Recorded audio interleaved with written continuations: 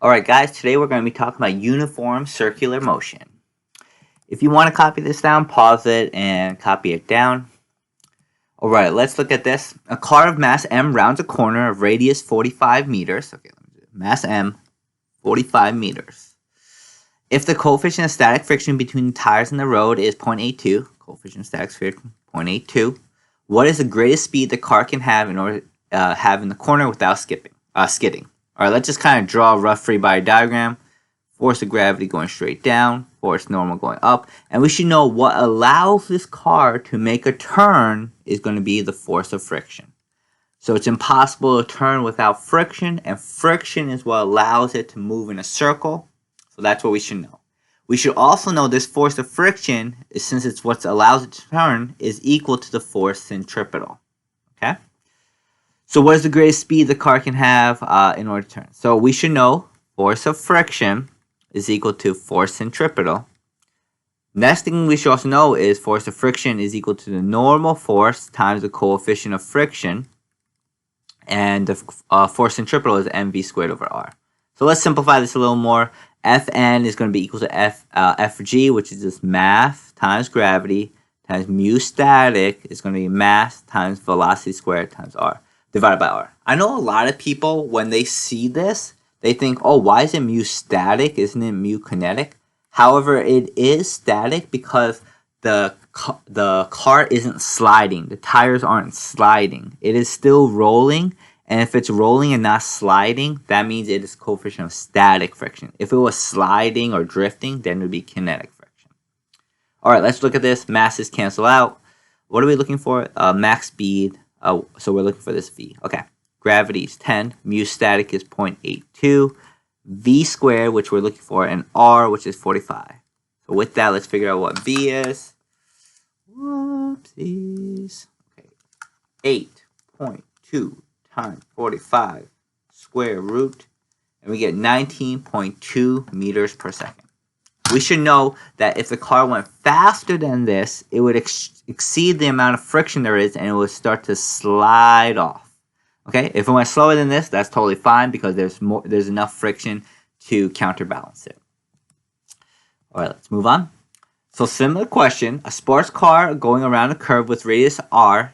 If the coefficient of static friction between tires and the road is mu s, what is the maximum speed V max at which the driver can take without sliding? So what we should know about this one is it's a very similar kind of problem. However, there's only variables. So we're going to be kind of looking at the same thing. Force of friction is equal to force centripetal. And we should know force of friction is equal to normal force, which is mg, times the coefficient of friction, mu static, which we can use because it's here, is equal to mass times v max squared divided by r, radius r. Okay, we could use that because it's also there. Masses cancel out. And then we can see that g mu static times r, square root of all that equals v max. Okay? And I like to do this problem because these kind of problems show up a lot in the AP exam. So make sure you know how to do problems that are just variable format. It's the same thing as last one, just without numbers. Okay? And this shows you how you can get everything. All right, let's move on. A 1.13 kilogram ball swung vertically from a 0.5 meter cord. 0.5 meter cord. Speed, velocity is equals 2.4 meters per second. Oops, not squared, just meters per second. What is the tension of the cord at the bottom of the ball's motion? So if we look at the bottom here, let's try to look at everything. We have force of gravity, and then we have force of tension. And we want to find what this tension is. We know force of gravity is always the same, mass times 10. So this is going to be 11.3 newtons. And we should know that since this is moving in a circle, the acceleration, even though it's moving in a circle at a speed of 2.4 meters per second, there's going to be centripetal acceleration going up.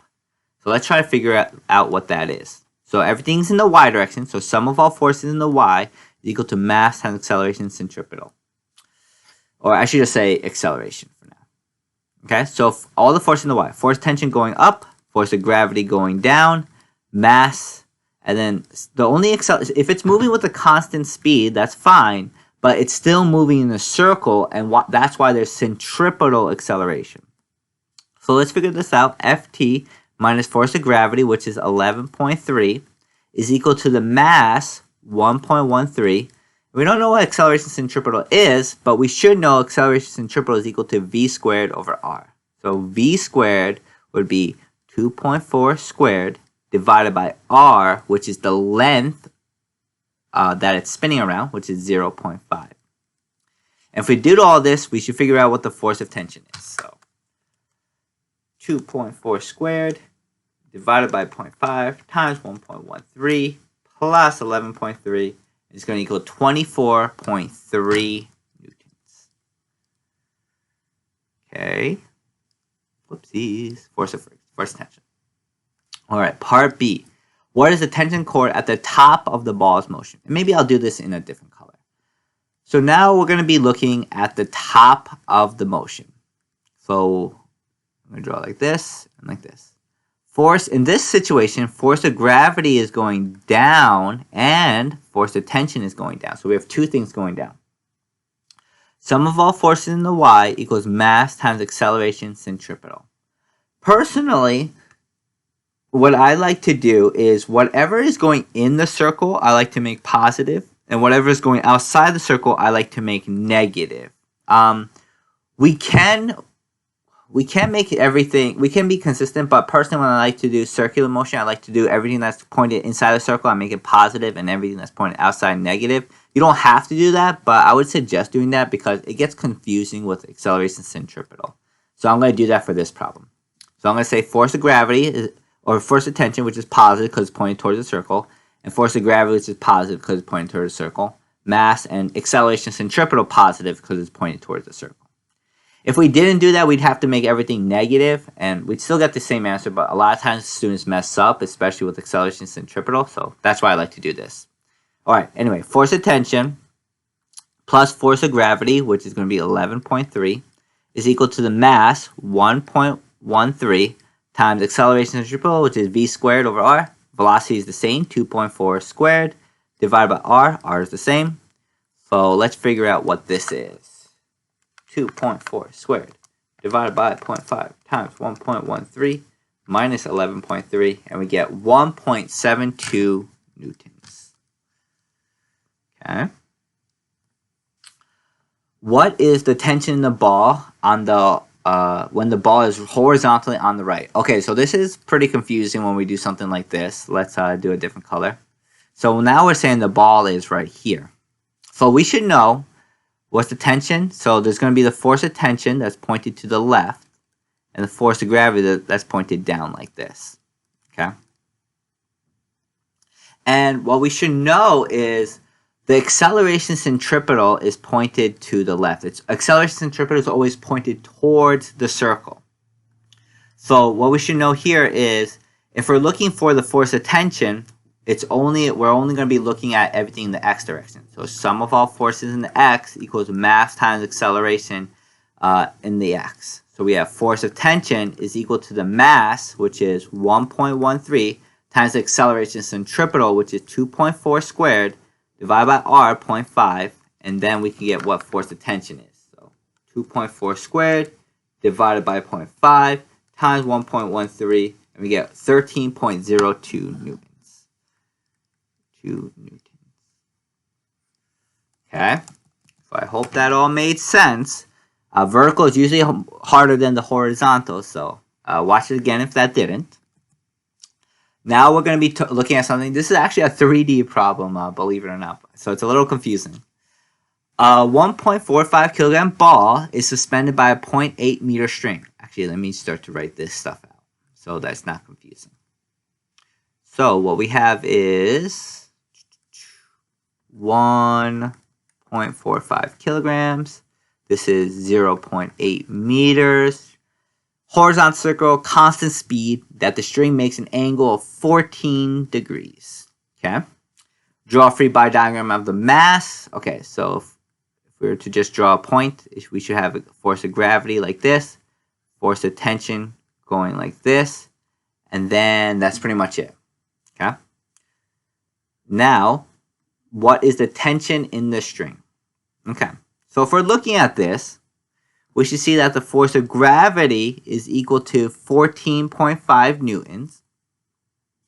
And what we should know is the force of tension in the y direction, since in the y direction it's not accelerating, should be the same thing, 14.5. This angle is also 14 degrees. So with that, we should be able to figure out what this force of tension is. So I'm going to use cosine for this. So this is part B. Cosine of 14 is equal to adjacent, which is 14.5, divided by force of tension. Force of tension is going to equal 14.5 divided by cosine of 14, which gives us 14.94 newtons. Okay. Part B says, what is the speed of the ball? Okay, so this is where it gets a little bit confusing. What we should know is this is moving in a circle.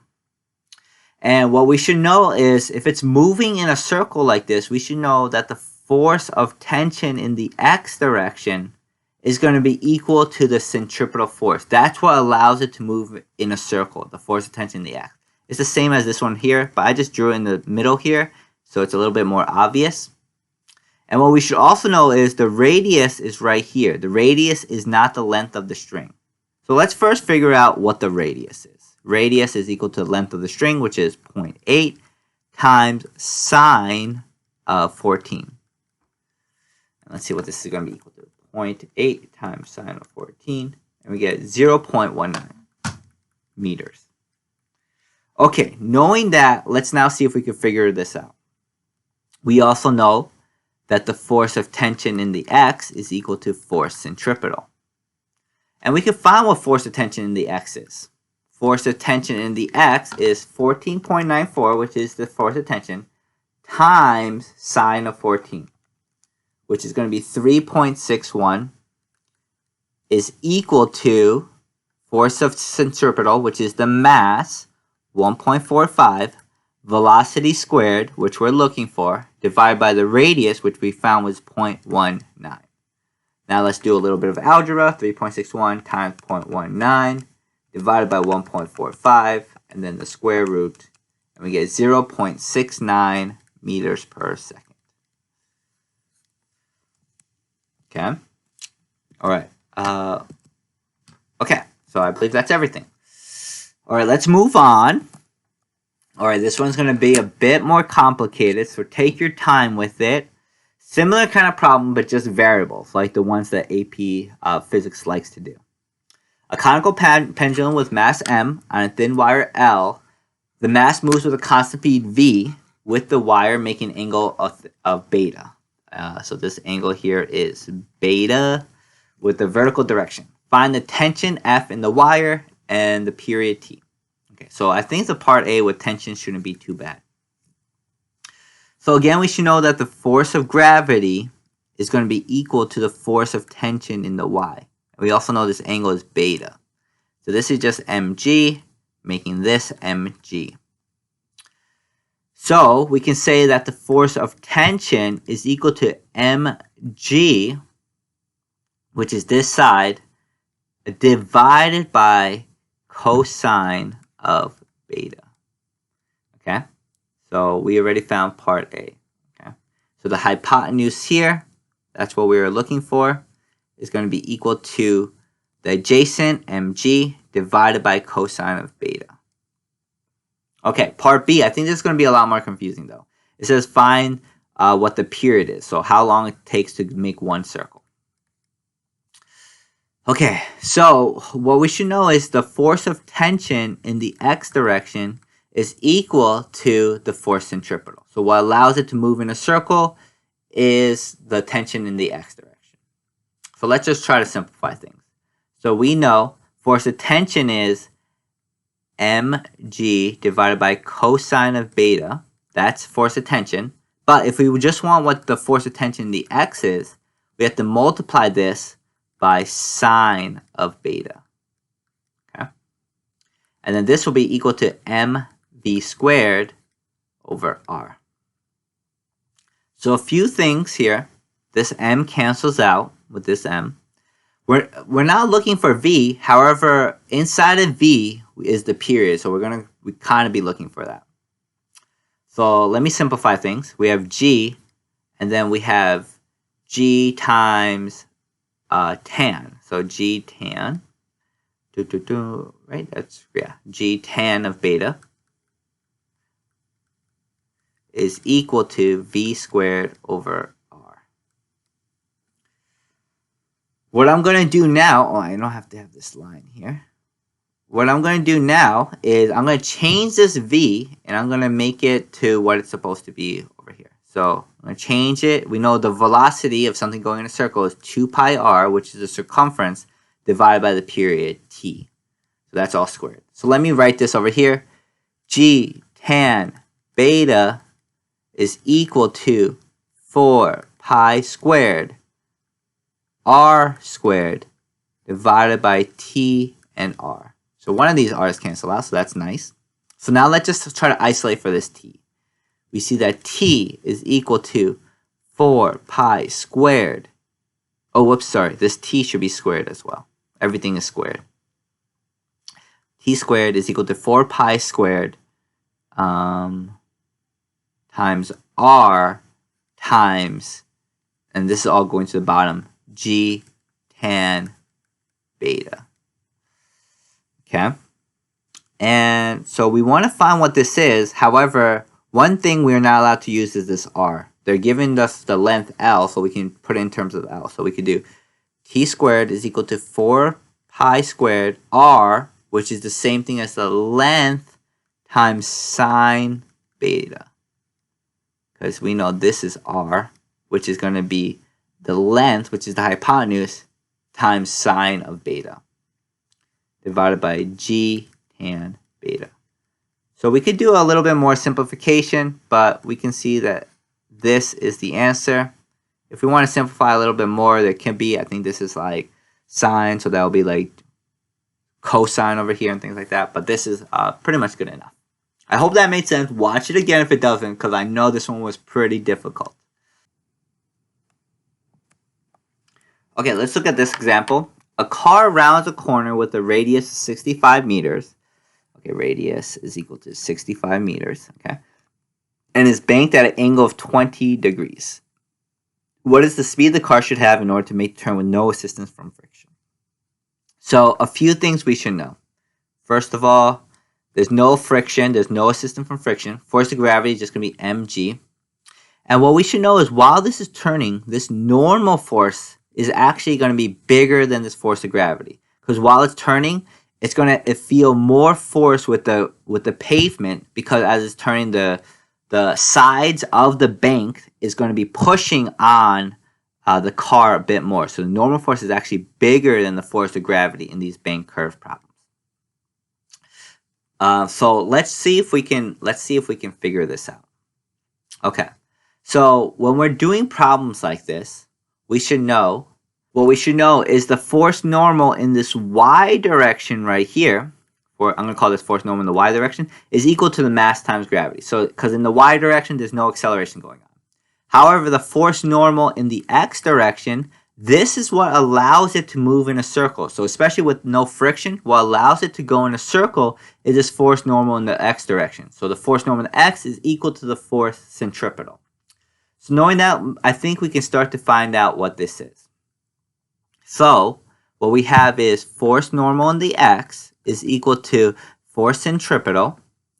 And what we also know is this force normal in the x. Let's see if we can figure that out. So, if this angle here is 20 degrees, we can say that tan of 20 equals opposite Fn of x divided by adjacent, which is force normal in the y, or mg. So, we can say mg times tan of 20 equals Fn of x. So let's put that over here. mg tan of 20 is equal to force centripetal mv squared over r. Masses cancel out. And now we have things. G is equal to 10. Tan of 20, we could put into a calculator if we want.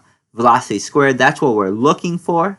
The radius would be 65. And now let's figure out what velocity is.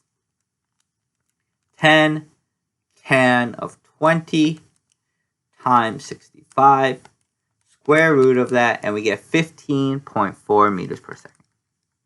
So that's how fast this could go, and you don't even need any friction. It could go all the way around with that without friction because it's angled. We're on a banked curve like this.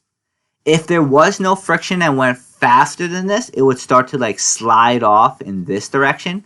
And if it went slower than this and there was no friction, it would start to go down the hill like this, okay?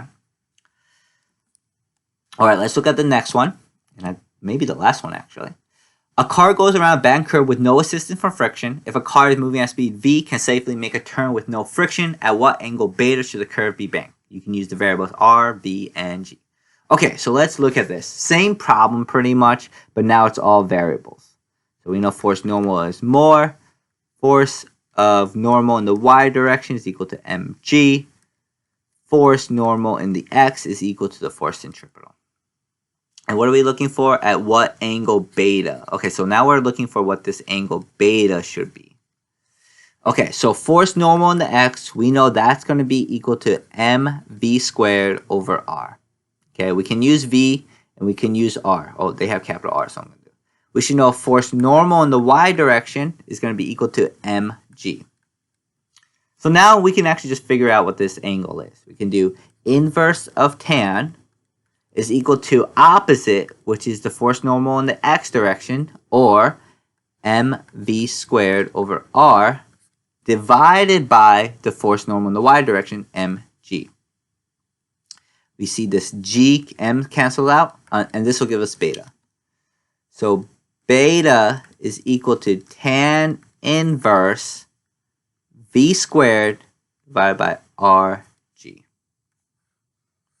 Okay, not too bad. I know it's intimidating at first, but take it one step at a time and it should be fine. All right, so that's all we're going to be learning about today. I know this one was pretty difficult, so please watch it back if it was confusing and try to get the most out of it. Thanks for watching, guys.